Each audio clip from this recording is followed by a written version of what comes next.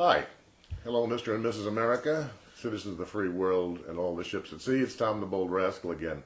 And today I want to talk about, YouTube is a wonderful, wonderful thing. And one of the things I really love about it, it's the kind of like the rawness and the immediacy of it.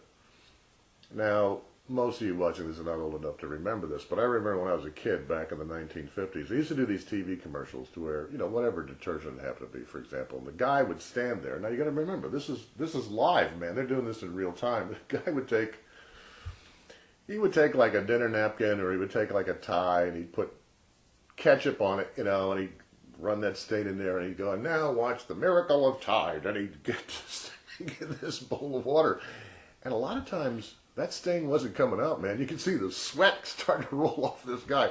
Well, maybe we need a little more hot water, or maybe a little more Tide. He's getting more and more frantic. And then they're talking about TV commercials. I mean, what is it with this guy, Billy May?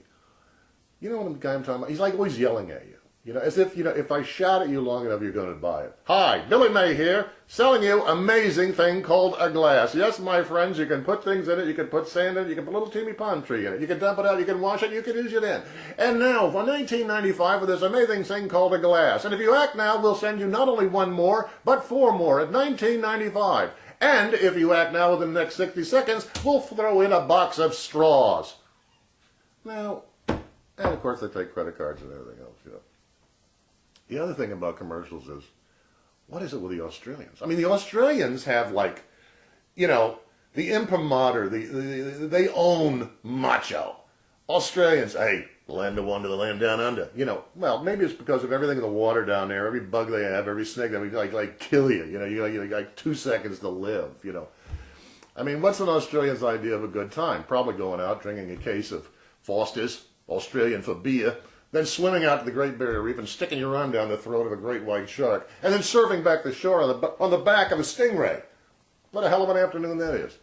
Everything they have is like industrial super strength. You can't get anything anywhere else in the world. Like Australian shampoo. This'll do marvels for your hair, And mate, if you're out there in the jungle, if you're out in the outback and your outboard motor breaks down, you got a big croc chasing you, and you're out of gasoline, you're out of petrol, just take this Australian Wonder shampoo, add it to your engine, and you're away like that, mate.